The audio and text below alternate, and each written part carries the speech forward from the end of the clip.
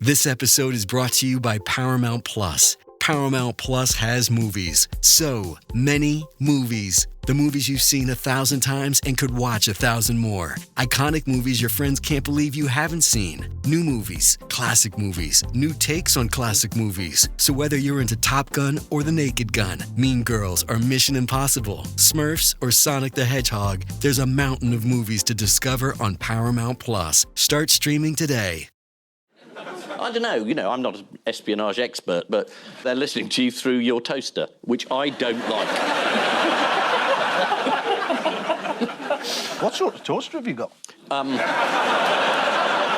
suppose I should. It's the Huawei Spy Toaster. It's very confusing that in Newcastle. That company, Huawei, is very... Huawei.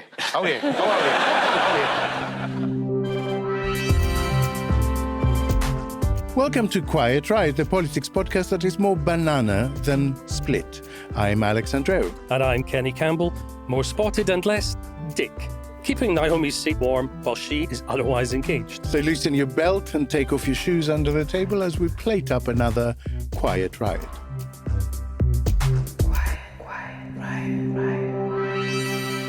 Hello, I'm Alex, your regular bit of broadcast beefcake. And I'm Kenny, guesting this week in place of the delicious Naomi, and here to remind you delectable lot to back us on ko-fi.com/quietriotpod and help us keep this podcasty feast free at the point of consumption.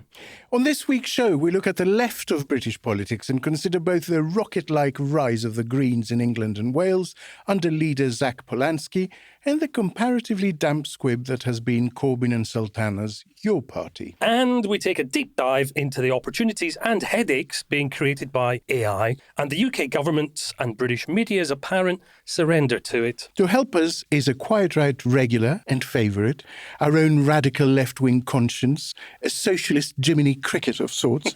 It is my former Twitter wife, Zoe Williams. Thank you. I love that introduction. Zoe, a couple of days ago, you had a debate with Toby Young about free speech. So first of all, how did that go? And also, what technique works best in terms of resisting the urge to smack someone? Well, it's interesting you should ask. So I think it went fine. What was unsettling about it was that he's completely unperturbed. Basically, the panel was Sunder Katwala was on it, this wonderful KC called Helen Mountfield, and everybody was launching different lines of attack, if you like, against his agenda, which I really think is a kind of pulling everybody to the far right agenda. Yeah. He's completely unflappable. He's very affable. He looks as though he's enjoying it. And I think the fundamental problem is that progressives are always drawn towards consensus. And the far right is not drawn towards consensus. They're drawn towards division. So every attempt to kind of discursively lock together involves us moving further towards them while they never move any further towards us. And, I watch this everywhere now, from the Tories' stuff on indefinite leave to remain today, in which they've moved closer to reform, of course, to the Labour Party and their small boats policy. Everybody is moving towards the least compromising person. Yeah. And that, I think, is sort of physics as much as it is ideology. It feels like we should end the episode here, to be honest. Thank you very much. Join us next week, listeners. This is basically a description of everything we're about to talk about. It was a gestalt picture of everything, yeah. And I think a lot of the arguments are quite bad faith. So Sunder was quoting Elon Musk at the Tommy Robinson riot. And it was so stark. We all read those comments he made about civil war and how it was coming. But Sunder had memorized it, it obviously really stuck it with him. And when you say it as a whole paragraph, it's the right in the US and in the UK are willing civil war as a kind of cleansing act, which is terrifying and I think despicable.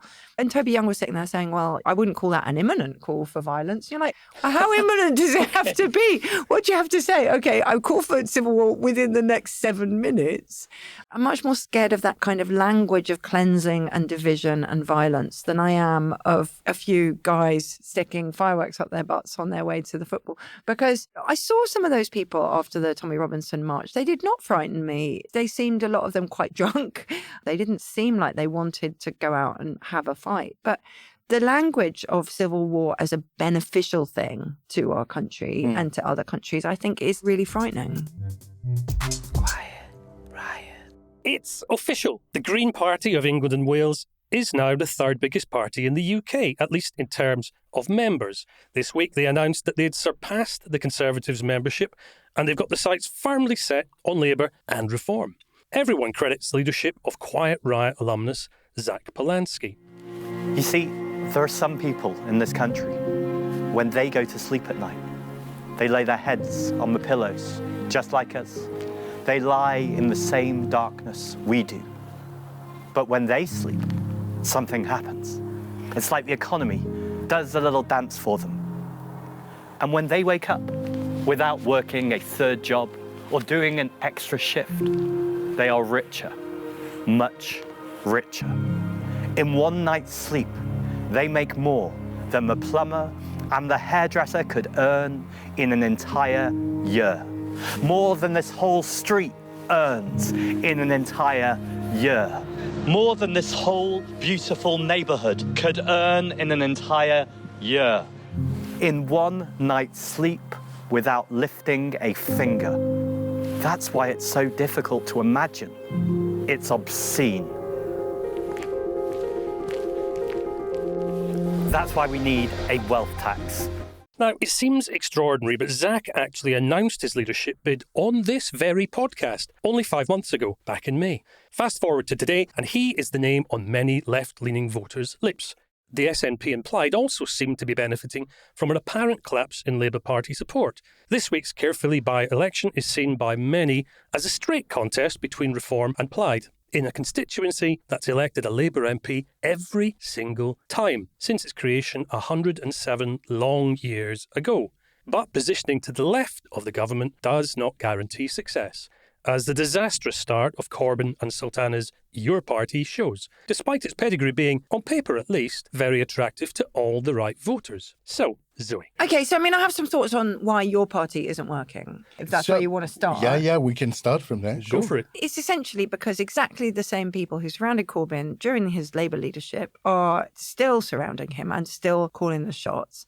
And from every single level, whether it's ability to cooperate with Zara Sultana, this kind of terrible airing their dirty laundry in public, every single fight is both held on the public stage and 10 times worse than it needed to be, right down to the granular, how do you organise a public meeting? It's really shambolic. And I think the tragedy is that they just have not learned the lesson of the period in office as leader of the opposition. It lacks humility. The problem with that is that they don't see it as a failed period, not fully. And that's the wrong basis on which to start something. There was quite a big feeling at the time that if only the media hadn't been against him and if only this and that had happened, if only the internal party ructions hadn't derailed his leadership, there was a complete refusal to take any of the responsibility. The catchphrase was, well, we might have lost 2 elections, but we won the argument. Yeah.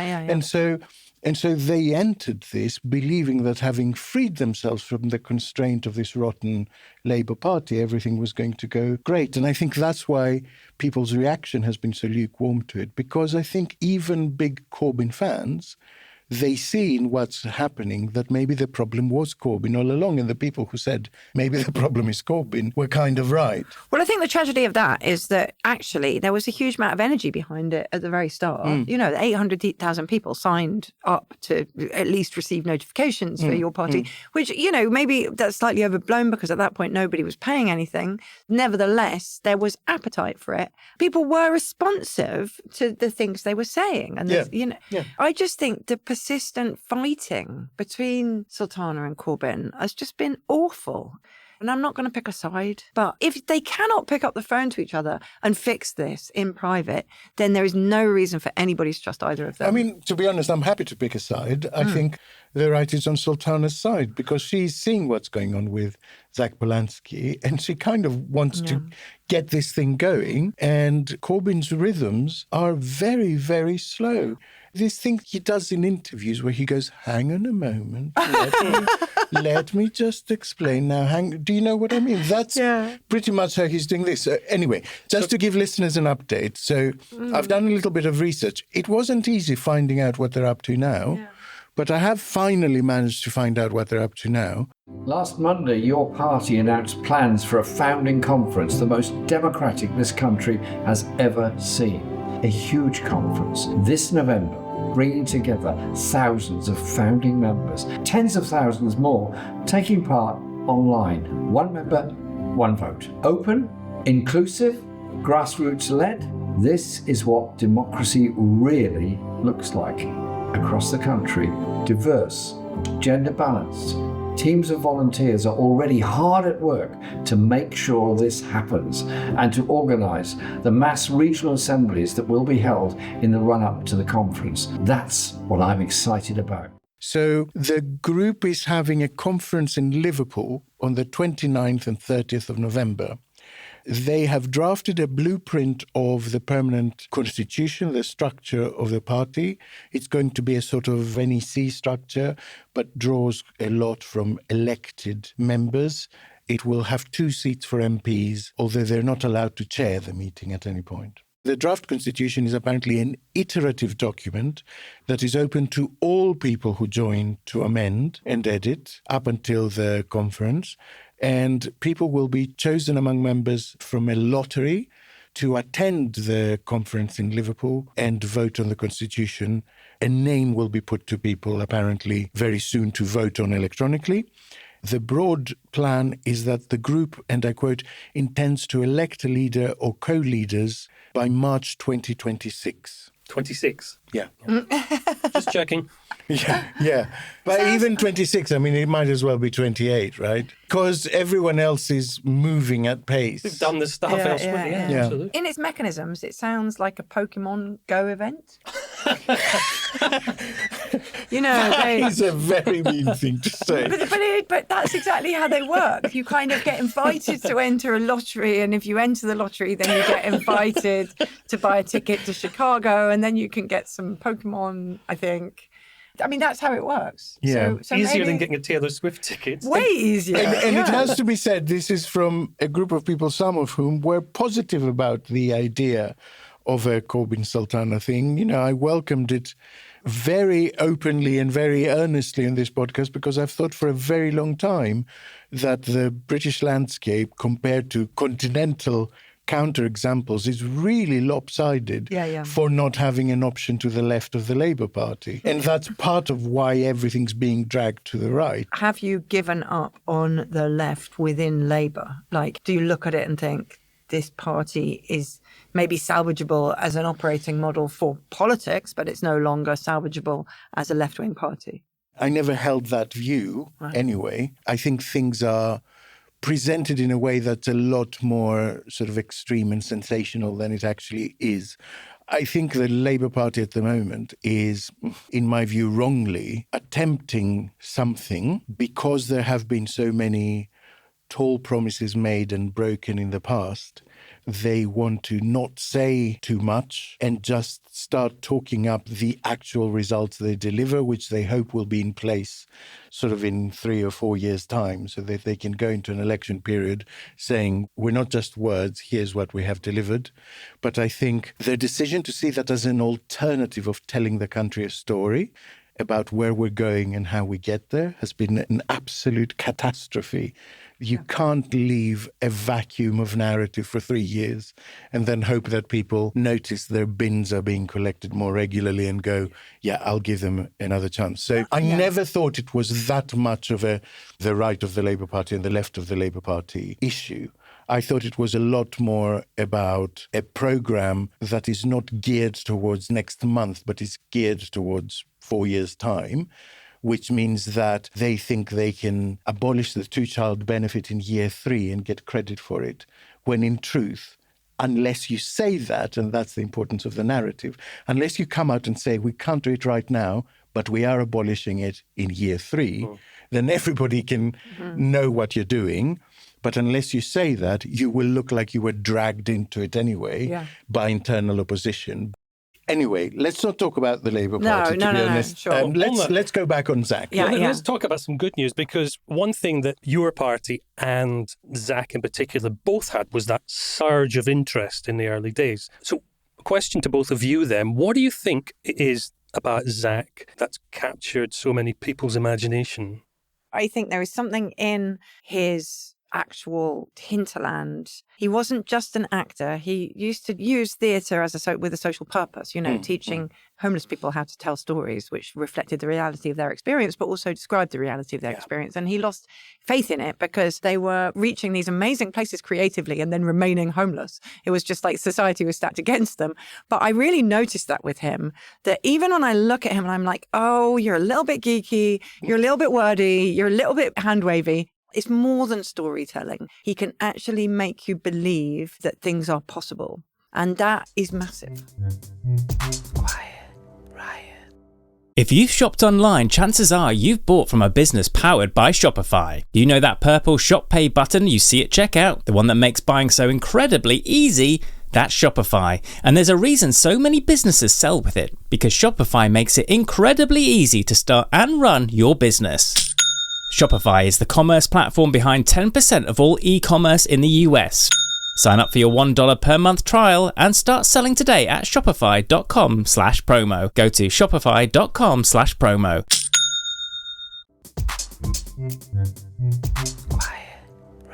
The contrast between Polanski and I suppose inevitably it's going to be Keir Starmer, of course. It couldn't be greater in many ways.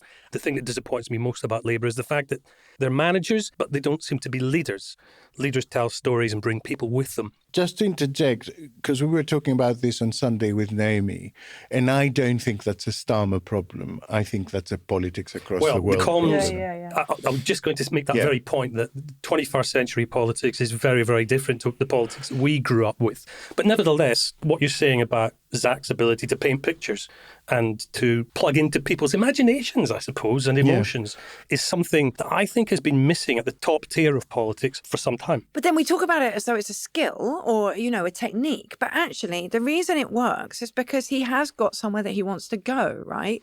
And that is massive. To say, I want to go to a place where we are redistributing, where people's lives are improved because of that redistribution, where corporations, and especially rapacious ones, are smashed, and where the climate crisis is averted, that is massive. Everybody talks that language when they feel it's expedient, but nobody's prepared to go where it needs to go if you mean it, which is who are you going to... So the word is authenticity, isn't it? He's authentic.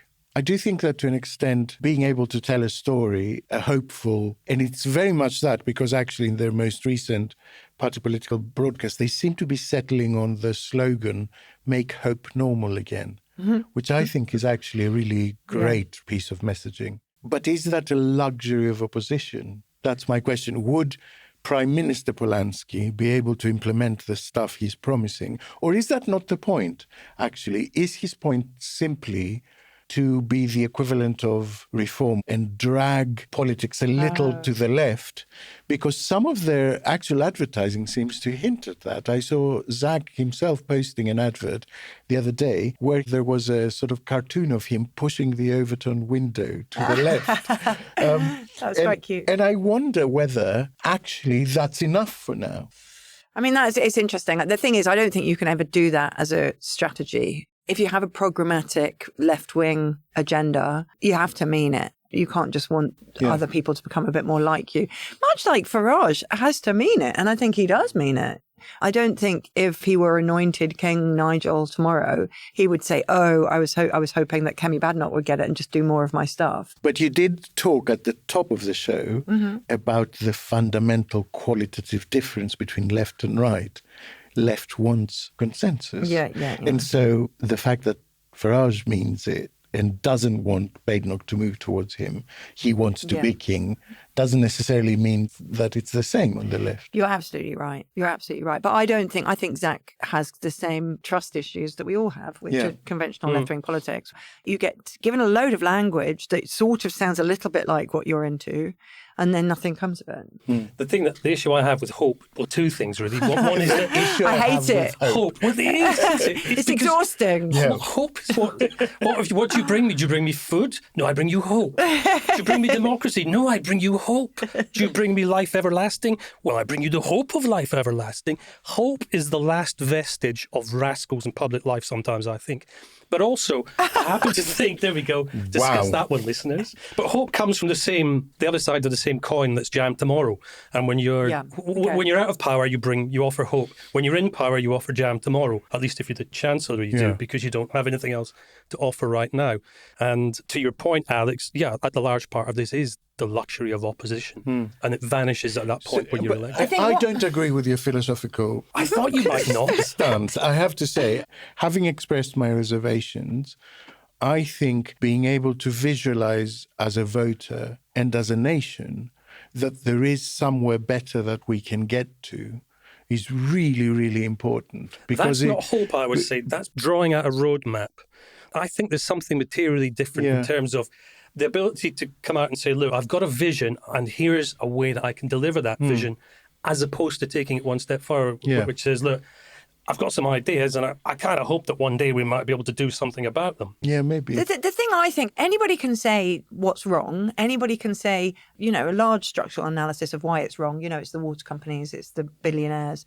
But you really do want, and I think you especially lack with the Greens, but you also lack with your party, you want somebody making a sound economic analysis. You want somebody who can show you where the money's gone so that you believe that the degradation of living standards is actually fixable. Because I think part of our pessimism is we don't really believe it's fixable. At this stage, remembering he's been in post 2 months, I don't think this is a bad place for Zack to be in. I didn't envisage that he would have a fully costed economic analysis at this point. I like Zack personally, and I like the program he's suggesting. My reservations all have to do with the way I see voters attaching themselves to him. That gets me really worried. I see a lot of the new Corbyn. I see a lot of the British Mamdani. And that makes me clench internally because it feels too fast. It makes me worry it's a bit brittle. And that basically a lot of people have simply transferred their dream of another saviour onto Zack and have set up another really good person to fail, effectively, because at some point it will turn out Zack is not perfect. He will say something that people disagree with. He will do something that they dislike. What happens then? Do they just take that whole package of I want things to be completely different and I want them to be completely different right now and transfer it onto some other leader that they see as capable of turning water into there's reason wine? to be slightly optimistic in that we've seen exactly this pattern in other parts of the country. In Scotland, I've mentioned many times what they call a scunner factor in politics in Scotland, where people are just so utterly fed up of the whole thing that they would like to burn it down or give their vote to somebody who is completely different. And at the last few months, it's been Farage. Whereas at least now, certainly down here, Polanski does offer something that people can gravitate towards, but on the other side of the spectrum, in that void that's been left since Labour departed centre-left in meaningful terms. Yeah, and for young people especially, I think it's like you hear so many stories about support for reform beginning to shape among especially young men, that not having an option that offers at least something hopeful for the future was a disaster waiting to happen. And at least now there is that. So even if you treated Zack maybe as a kind of entry drug into politics. Okay. Do you know what I mean? I mean, as luckily, a sort of, here, have a little bit of Zack, then maybe we can talk sort of fiscal responsibility. I've brought a young person with me. Yes. Let me introduce you to Ruby Boxall, who's studying politics at A-level and is in year 13. Ruby, first of all, everybody keeps talking about Nigel Farage having this huge TikTok following, but do you see a great Farage love in your peers? Not at all. Thank God. Correct answer. Well done. You're welcome back here anytime. In my peer group and in my school as a whole, he is considered a joke and he's considered funny, which I think is really scary in itself. And he's spoken about in not a negative light, but laughing with him. And I think that does definitely give warning signs for the future. That says the other person that young that I'm comfortable enough to discuss politics with has described Nigel Farage as a bit of a meme. Yeah. And I think that's terrifying. But does a meme, I mean, because I feel like your generation is so much more savvy around kind of meme transmission that you're never going to get to a point that a boomer might get to where they're like, oh, there's that nice man who makes me laugh. I'm going to put my vote there. But social media is so powerful. And I think when other valid figures and parties aren't having their hat in the ring in terms of using that space. Yeah. I think that does have an impact. And what about Zack? Yeah. Is that, how's that going? Are you going to vote Green? I think I'd have to. Yeah. And I think any of my peers, any other young people, if they were to vote, which I think is a whole question in itself in the next election, whenever that is, if they were to, I think Green would be the only valid option. I think we're so hyper aware because of social media of what a depressing and quite scary political climate we're living in. I think the only valid option can be Greens. If it gets to the next election and it's down to your generation to make the difference, which in a close election, actually it could well be, do you think more of your age group are likely to vote Green, or are more likely to abstain because they're apathetic, they don't care, they don't trust politicians per se? Do you think they're going to vote at all? Well, maybe I've got rose-tinted glasses on because I live in South London. I do politics A-levels, so the people I surround myself with, it's obviously going to be biased, but I think we're definitely in a crisis of disillusionment among young people, and the kind of conversations that I find myself having within my politics classes and outside of the classroom, their energy is very apathetic, and I think that's really sad. And the data kind of bears that out. Like both of your propositions are actually correct. If you look at the aggregate data, then the most popular option is not to vote. Yeah. And then the second most popular is to vote Greens. So actually Zack's tactics are quite bang on, which is at first he needs to cheer everyone up. Yeah, I mean, he needs to create a less negative space for people to come into without feeling they're being battered with despair every moment. I read this hilarious thing. I can't remember who it was, but it was a BBC or a Times journalist who interviewed Zack. And they said, I keep having to remind myself that this guy is crazy. And you're like, you do that, but the mainstream media is so accustomed to just casually discrediting anybody on the left. That then when somebody makes sense, they're like, oh, no, now what do I do? Yeah, and you've seen actually 2 or 3 actual pieces this week going, we really mustn't discount Zack Polanski because he is the end of civilization as we know it.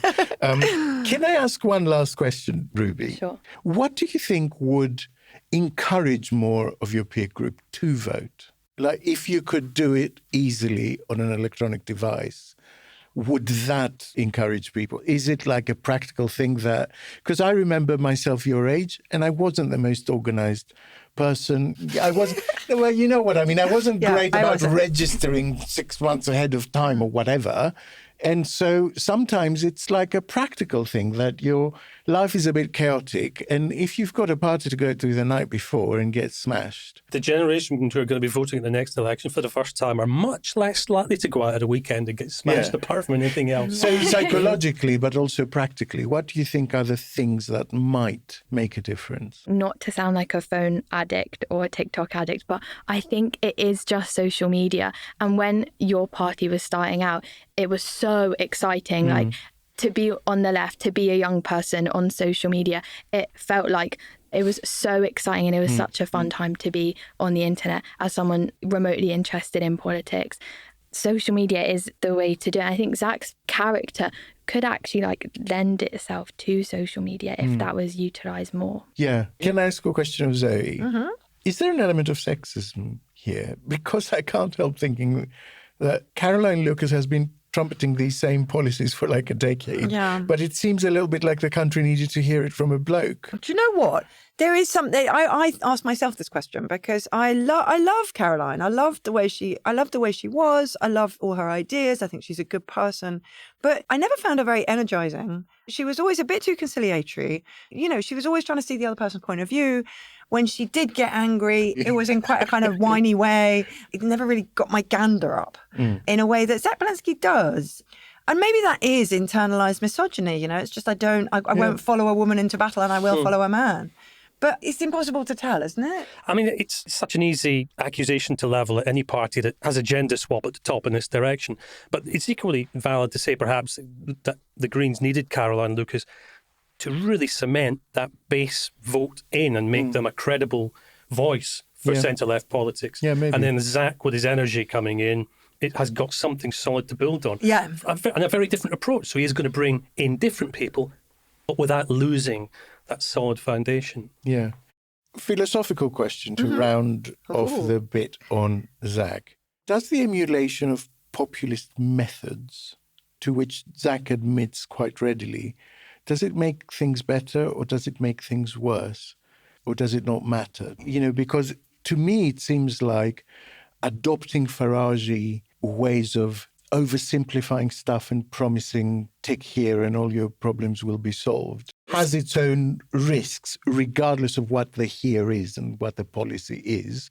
By leaning into that, are we actually making the landscape even worse and more binary and more shouty? Even more polluted. Okay, so Zack describes himself as an eco-populist and always has. I see populism as comprising a lot of different elements, sometimes some of which are contradictory. So populism has to talk big and it has to address the real concerns that people have on the ground.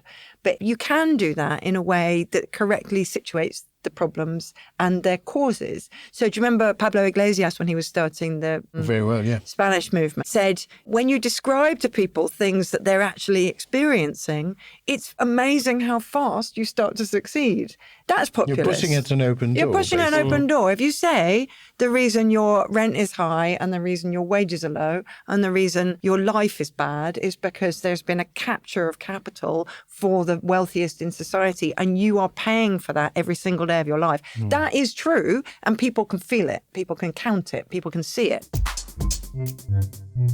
Quiet Riot. Breathe deep. Imagine your legs more limber in Duluth Trading Double Flex Denim. Envision euphorically squatting for that can of suds, bending for your toolbox in a state of bliss, lunging for your laser level on a whole new level. Relax and allow the flex to fill you with ability.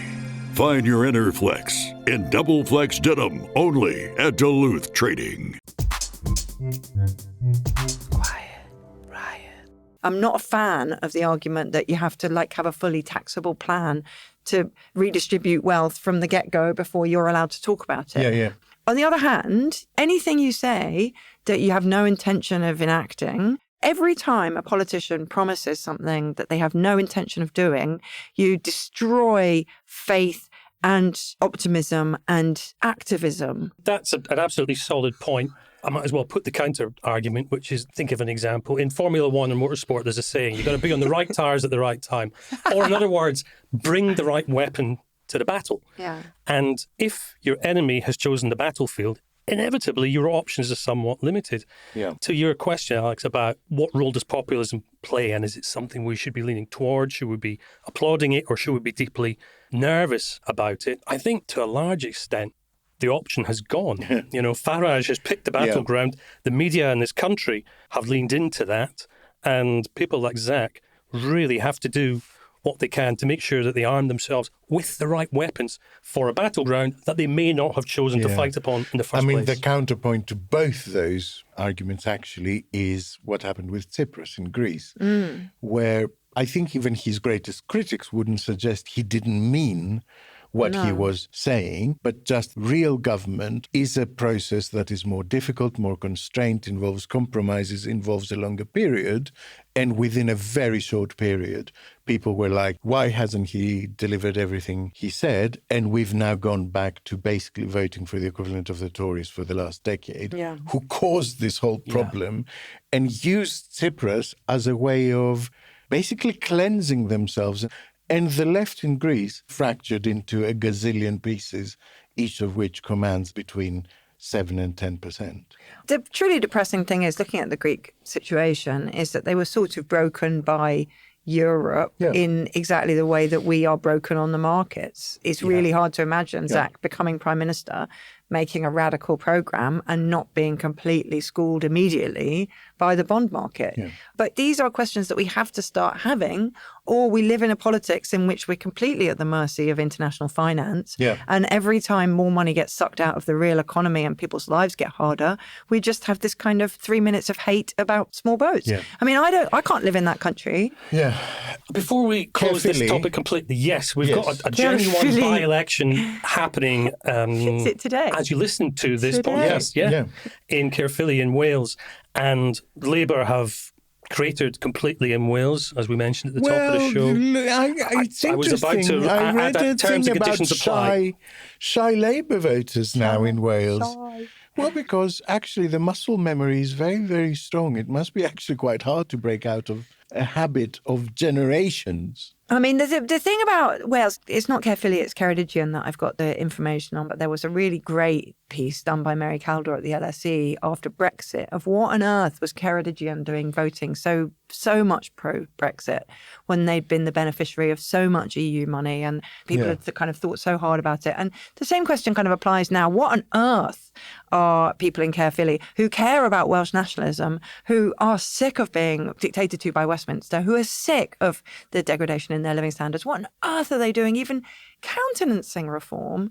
And the answer is that things that count as a protest vote will always succeed in areas where they have a lot to protest. And Plaid is never going to process as a protest vote, nor is Labour. That's what terrifies me. I don't think it's a big if. I think it's the central assumption that reform will take this. Yeah. If it happens, do you guys think that it will be used as a test case, if you like, for fragmenting the left vote? Oh, for sure. I mean, either way, actually. I think if Plaid win it will become a massive thing for them at the Senate elections coming up, because they will be able to say, we are the party that can beat reform and get the vote to consolidate behind them. If reform win it, watch for Labour mounting a massive campaign saying, this is what you get if you decide to vote Green and vote Plaid and, you get a reform government. So think about that. Good. Okay, well, democracy in action. We always like to see it. We don't always like to see the results, but we do like to see it. Alex, with that in mind, what's your call to action this week? Join a party. Hurrah. Any party. I really don't care. If you look at overall numbers, it is astonishing what has happened to party membership. And I don't think it's unrelated to the hollowing out of our politics from being connected to real people. In the mid-50s, between them, the Conservative and Labour Party had almost 4 million members. Wow, 4 that million is amazing. Members. Even by the mid-60s, I'm looking at the graph here, roughly 5.5% to 6% of the electorate were members of a party. And now it's under 1%. That is a monumental drop. It is something that you see in other European countries, because I've done my homework. So you see it in France, you see it in the Netherlands, which I've got figures for. Germany is pretty steady, actually. But Spain, for instance, party membership is going sharply up. Wow. And so it's not inevitable and it's not irreversible. It really does depend on us, all of us, to get involved. They're not expensive to join at the moment. Are you saying there's a bargain? No, there's seriously. A bargain era. Yeah, it's a few quid. It is a bargain. There's another really important point, I think, given the current political climate, is that party members are actually a pain in the arse for parties. Yeah. They bring in a little bit of money, but they get in the way. But you see the same thing happening with unions, and I think it is something of our age to just want to sit back and let someone else do the work and complain that the party doesn't reflect me. And it's like, it's like when people send us very, very strong opinions and suggestions about this podcast, and you ask them, are you actually a supporter? Are you someone that pays a few quid a month so we can keep making it? But you can shout at us, but it's £5 a month for privilege, people. Yeah. So join a party or else join this podcast. Quiet Riot. And now, much loved by listeners and loathed by the filthy fash, it's time to find out what's been unintentionally winding up the country's less tolerant factions. It's time for Wokey Dokey. Wokey Dokey.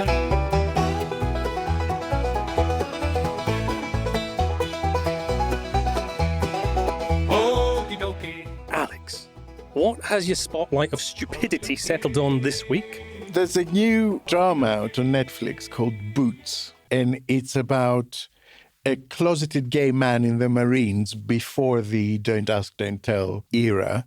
And it's got the Pentagon in an absolute hissy fit.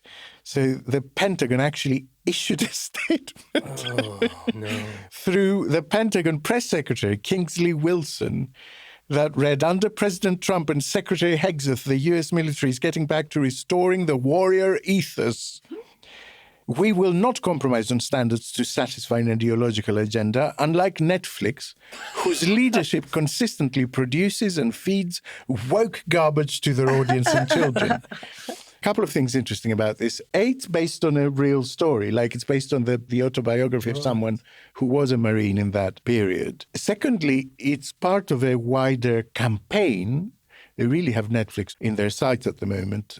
So Musk recently also encouraged people to cancel their streaming membership because he says Netflix has a transgender woke agenda.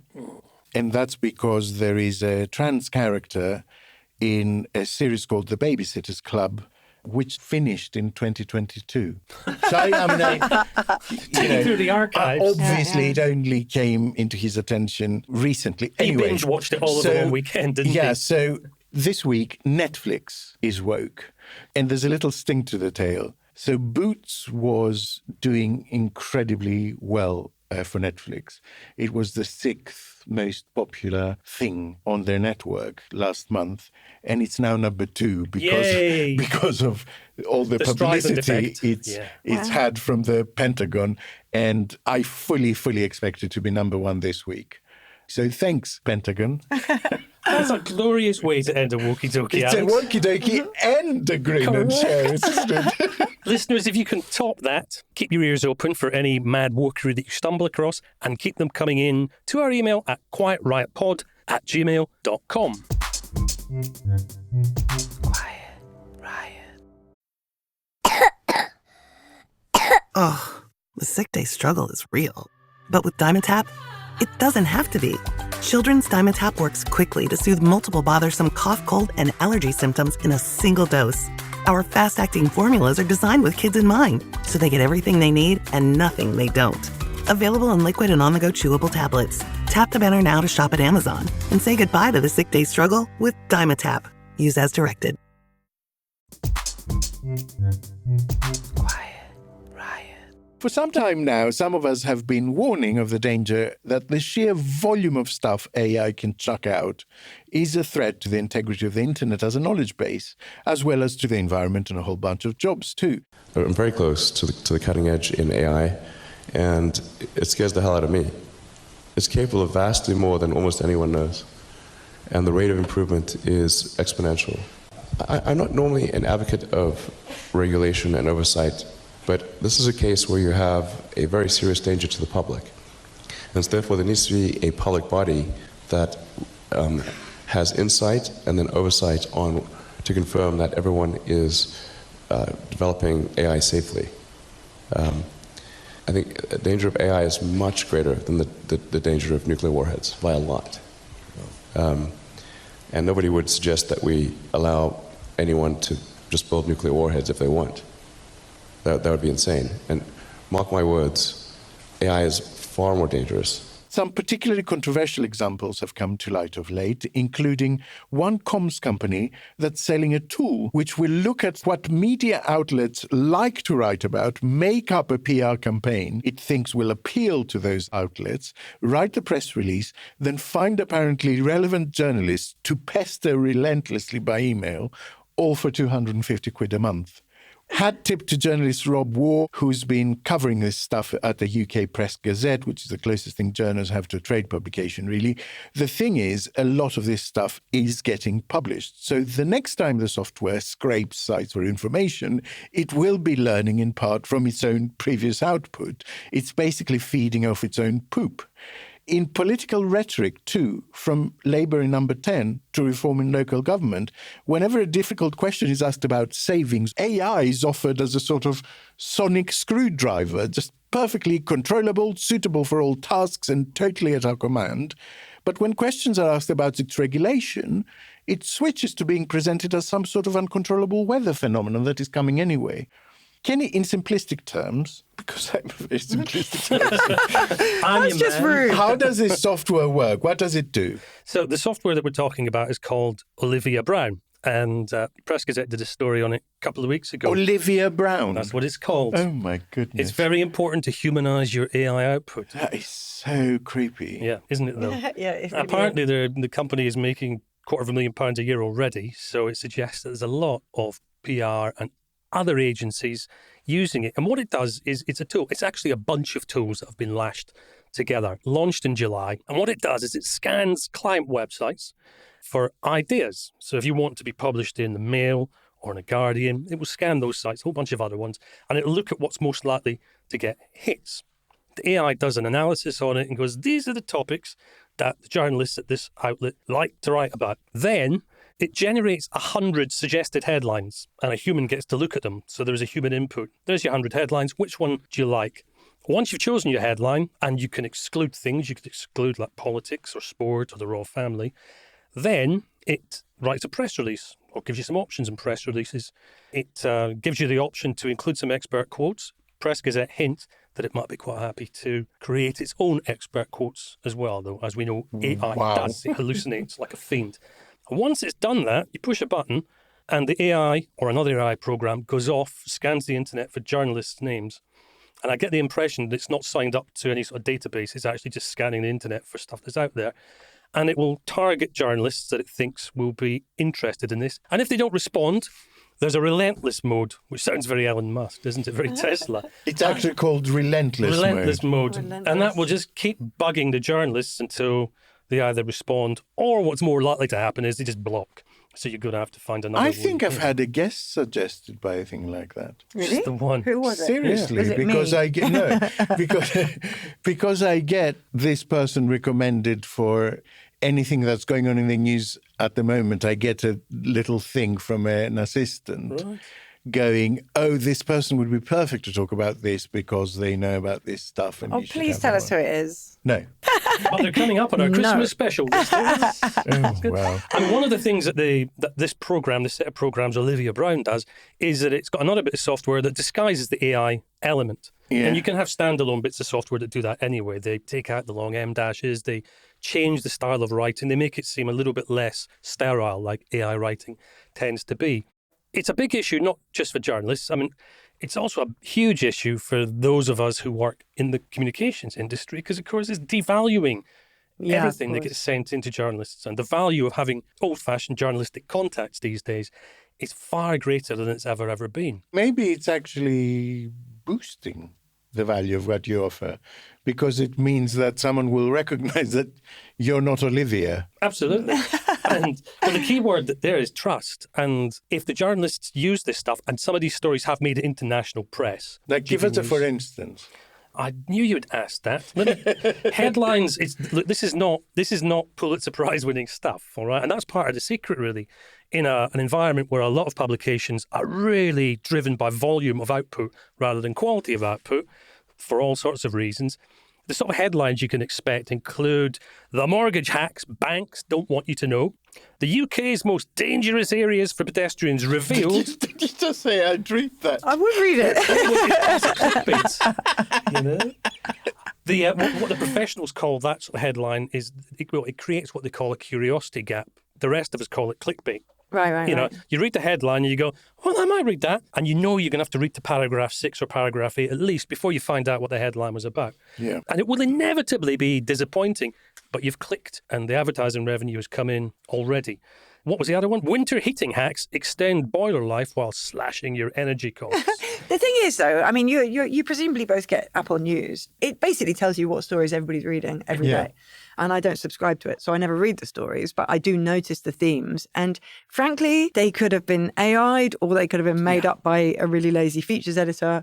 And they just are what they are. You know, it's like 7 signs you're silently divorcing. And you read that and you think, no. You know, only 7. heart attacks and how to not have one. The Express, if they had nothing to write, they would always tell you about statins, Lady Di, or the weather, and it was their out of office auto reply headline. Yeah. They would just spew out these things. So And an interesting thing about the Express, though, because I suspect they have some content that is kind of in betweeny. Like there are people on their staff that don't exist. You read stories with bylines attached, both from Express and Mail Online, that if you search, they have no other footprint, those people in the world. Right, okay. And that may be a way of getting editorial comment out there, because a lot of it is the Express went onto the Daily Mail website and basically copied a piece and brought it across, and they don't need a real journalist to put their name to it. So there might be a more innocent explanation, but some of it does feel a little bit. And the other interesting thing about those is that they disappear a couple of days later. Oh, really? The Express is one of the newspapers that I have often gone to find something that I had screen grabbed 6 months before, and it's no longer there. Wow. They purge. Interesting, behind the curtain, Luke, for somebody that worked in newspapers for 20, 25 years, the idea of made-up reporters is not a new one. No. Newspapers had a thing called a house byline, and they were used on plenty of newspapers that I worked at, and you would use a house byline for design purposes, to make your story look better on the page and to give people an entry point to the story as well. And I found myself in the embarrassing position of being in the Old Bailey defending my newspaper in front of a really very, very angry judge many years ago. And he asked why a reporter called Anne Campbell wasn't in court to explain whatever outrageous copy was there. Anne Campbell happens to be my sister's name, and my editor at the time, his grandmother, I believe, was also called Anne Campbell. So that was our in-house byline reporter if we were using agency copy and we needed a little design. Yeah. Trying to explain that to a raging judge at the Old Bailey, it did not go down well. But it's not a new trick. It's been there. It's been there forever. Do you see stuff around, Zoe, like in your inbox or whatever that you think? Okay, so a number of thoughts. First, a lot of PRs write like AI anyway. So they'll be like, "Hi Zoe, happy Monday," and you're like, "What? What does that even mean?" Sorry, I'll change my subject line. And then they'll give you a story that isn't a story. I'm sure you want to interview X, who's the CEO of this insert pointless company here. It doesn't read like a real company. There's no world in which you would want to interview that person. It's just a complete shambles. So I don't worry that much about AI debasing the proposition of PR, because I think PR debases itself every day. But I suppose what I worry about in terms of AI is the replication of values. So it's like a lot of the AI slop replicates a kind of patriarchal white supremacist value system. I don't know if you read the story about there being kind of a mass Chinese interest in those 1 minute short story videos. Oh my God, I'm obsessed with it. Well, yeah, but there's one kind of genre which is just a Chinese woman going home with an African man and then something terrible happening. It's just literally racist content. Yeah. And I think that's happening a huge amount. It's really scary because if anything, when you watch the world around you and you see the kind of infinite value of every human being debased every single day, to think that there's this kind of vast nexus of machines that are kind of forcing that hand is really chilling. And then secondly, the problem we have in newspapers is that I remember at The Guardian being told, just don't go near AI because you have to double check so much of what it says that you are making work for yourself. It would be better to just do the research for yourself. And I don't know whether the guidance has changed on that because I'm not in the office, but other newspapers, the FT in particular, have got ahead of it and are using it more to kind of do the grunt work so they can get on with reporting and investigating. And I think if you use your skepticism as a cover for your laziness, I'm not saying The Guardian has done that, I'm saying that probably I've done that, you will find yourself at the mercy of it even more than we are anyway. Yeah. The real danger, I think, is not, or one of the real dangers, is not so much the inbuilt biases that you've highlighted, Zoe, the things that we and our listeners in particular are already attuned to. The real danger is when you're looking for information and AI throws it at you. And if you're looking for information on a topic that you don't know particularly deeply, unless you've got a really finely tuned alarm bell, you're going to get taken for a sucker. So this idea that it's putting stuff out there and then learning from what it's put out there, some of which is inevitably erroneous and some of which is inevitably hallucinated, which is the posh word for made up, means that the internet itself is becoming less and less and less reliable as a place that you can go to. There's a lot of YouTube video content at the moment that is quite obviously pilfered from various places and then put together in a new, usually short format with animation and a sort of robotic voice over the top. It's not all just about media, though, is it? My other half last week, her mother is very poorly in a care home and she couldn't sleep. And so she went on to ChatGPT and she said, look, what can I do to make myself feel better? And it came back with a very well written, as you'd expect from ChatGPT, a couple of pages, and it included the advice, look, go to the care home and take something with you to leave at the care home that means something to you and might mean something to your mum. So there's a little bit of your life there, and it might smell of you. And she had a little rabbit from her childhood. And it was great advice. You know, it was genuinely good, solid advice, and she acted on it the next morning, you know, moving in its own way. I kind of wish I'd been able to come up with the same suggestion myself. But there's more of this going on, isn't there, Alex? There's AI therapy, there's welfare assessment. It's going in all sorts of directions. So, I mean, I was really struck by something tweeted by an entrepreneur. I'm going to use that pronunciation because I love it. Who tweeted, create an AI system that calls all people claiming mental health benefits daily. The system is designed to offer mental health counselling at no cost and to make suggestions about how to make improvements. A condition of claiming mental health benefits is that you participate in daily talk therapy with the AI.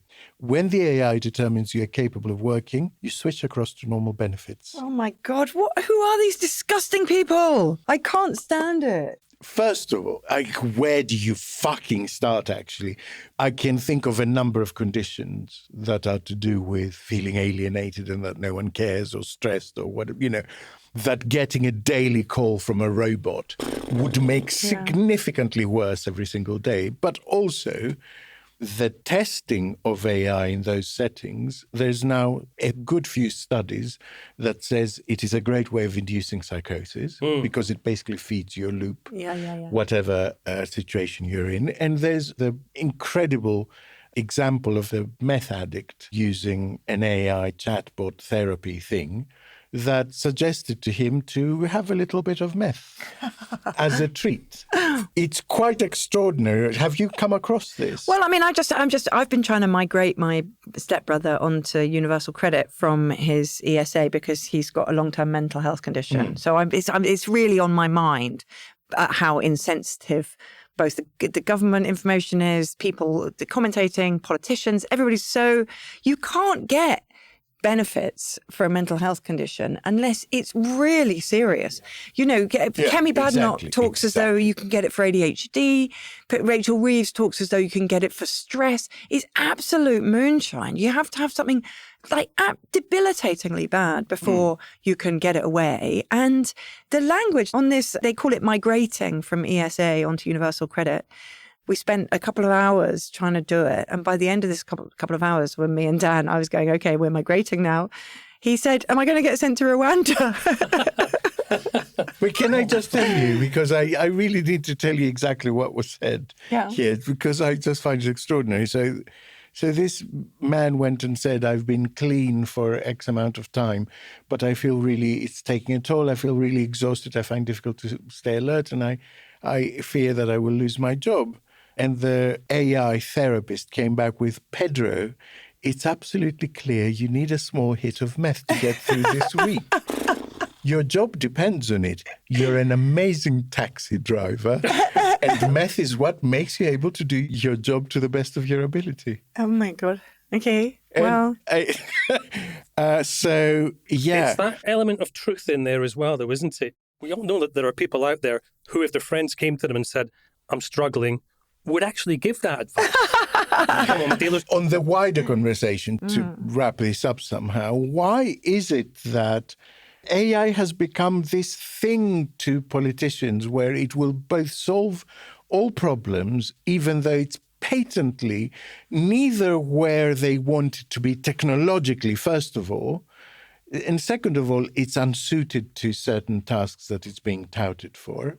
patently again, but also completely unwilling to regulate it in any way. Where does that come from? The UK government in particular got off to a bad start with AI because they basically waved away a lot of copyright that would have prevented AI from scraping everybody's creative output, and everybody's data and everybody's everything. So I feel like they just don't have the in-house expertise to know how to regulate this, and they will never have it. And the only way to do it is on a pan-European level, which of course we're counted out of. Maria Ressa, who won the Nobel Peace Prize for her anxieties about resisting an autocratic government, which she's I think the book's called "How to Resist a Dictator." One of her main worries is the spread of misinformation, which of course started with Facebook, but it's gone rampant with AI when you can't even pin anything on it and there's nobody even in charge of it. And she does set some store by the EU and their digital policy making. America is going full tilt the other direction because they're so in the grip of billionaires lobbyists rather. There's no obvious way to do it that isn't kind of pan-global or at least cross-border, because a single nation alone can't stand against it. This tech partnership has the power to change lives. It's our chance to ensure that technologies like AI, quantum, and others amplify human potential, solve problems, cure diseases, make us richer and freer, strengthen the cause of democracy, not tyranny. This is the territory on which the future will be won. Kenny, you have a rather unusual call to action for us, I believe. I think this is worth considering. It's not our usual sort of call to action, but when it comes to AI, and I know a lot of our listeners are using it, think about greener prompting. AI burns through a phenomenal amount of energy. The new processing centres that they're building in the States are going to use as much power individually as small to medium-sized towns. Not to mention the water. To cool them. That's right. So when you're putting your prompt into ChatGPT or Claude or whatever your AI of choice is, just take a few seconds to think a little bit longer about your prompts. Good prompting will get you better answers apart from anything else. If you ask clearer questions, the AI will perform better. If you can give your AI sidekick one decent set of instructions, instead of spreading your instructions out over 6 or 7 questions, you immediately burn through a fraction of the energy that you would use. Oh, wow. It's as easy as that. Yeah. So that's point one. Because the design of it almost encourages you to be sloppy, to say something generic and then start to specify it prompt after prompt. Yeah. If you were paying for every single prompt that you put in, you would cut the number of prompts you use pretty damn sharpish. So that's point one. And then point two is a really easy one. And it's a please, please, please for lots of reasons, but especially because of the environment. Stay off the images and video AI generation unless you really need them. Because generating pictures and generating video in particular is huge when it comes to energy consumption. You do a lot of damage to the planet when you sit down and just mess about with images and videos. So just think a little bit more greenly about your prompting. Quiet Riot. And that's all we have time for today. Huge thank you to Zoe for everything. Thank you, Zoe. Well, thank you for having me. And a huge thank you to Ruby as well for stepping in when we had question of our young'uns. Thank you. We will be back at the weekend, of course, with Sunday School. And if you're feeling generous, please head over to ko-fi.com/Quiet Riot Pod and back us for as little as £5 a month so that we can keep producing the show free of charge for those who can't afford it. And, of course, get Alex's collection of exotic silk undergarments professionally dry cleaned. I'm told they're starting to chafe a tad. I don't know how to react to that. So keep smiling, keep safe, and keep quietly rioting. We love you more than lemon drizzle cake. Bye. Bye. Quiet Riot is an audio production by Cooler Heads with Naomi Smith and Alex Andreou. Produced by Kenny Campbell. Music by Mariana Sangeeta. Artwork by Simona Canelu. And edited by me, Alex Reese. Quiet Riot. I'm turning into, you know, I those am. I've got films beard where, envy. Have you got gender where issues? some random bloke just before Christmas starts turning into Santa Claus. I feel like this that's is a film that hasn't happened. actually happened. Yes, it has. I would love to watch that film. With Alan, the guy from Home Improvement. Oh, yeah. Alan Titchmarsh. 90s.